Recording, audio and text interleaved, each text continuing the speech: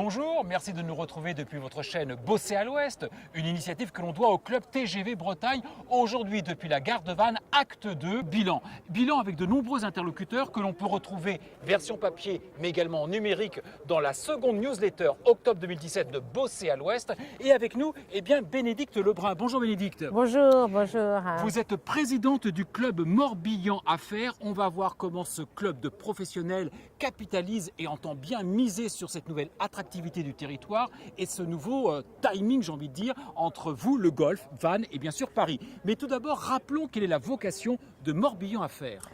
Tout à fait. Alors Morbihan Affaires est un club, une association en quelque sorte, dont la vocation première était de fédérer différents acteurs autour de cette thématique du tourisme d'affaires.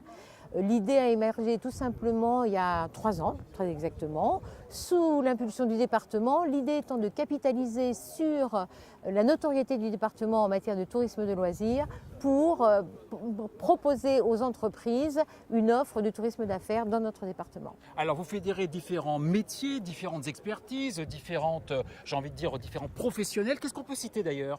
On peut citer des palais des congrès, on peut citer des hébergeurs, bien sûr, des hôtels, on peut citer des thalassothérapies, puisque c'est quand même aussi un petit peu le berceau de la thalasso ici à Morbihan.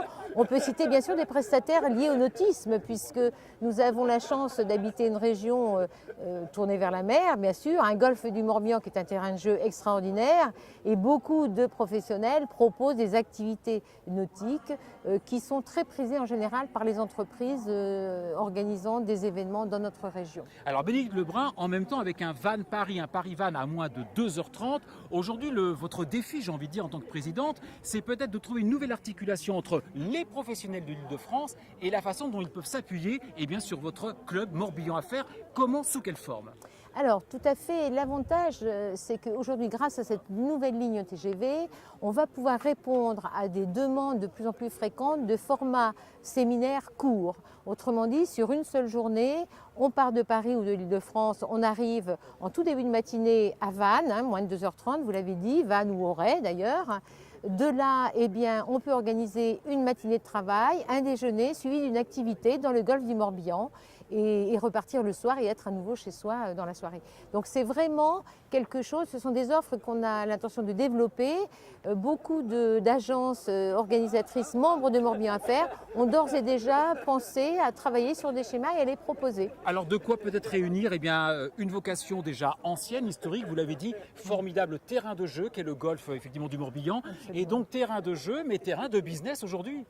Tout à fait. L'idée, c'était encore une fois de profiter de cette notoriété loisir pour en faire une notoriété affaires. J'ajouterais quand même, parce que c'est important, que nous avons un département effectivement très littoral avec de très belles activités à mener en bord de mer, mais je souhaite aussi évoquer ici l'importance de notre cœur de département avec notamment la belle Brocéliande, cette forêt de Brocéliande qui peut être l'objet d'événements tout à fait intéressants aussi pour les entreprises à la recherche d'opérations liées à la sérénité, à la réflexion, etc. Donc il y a vraiment, on a tout en Morbihan.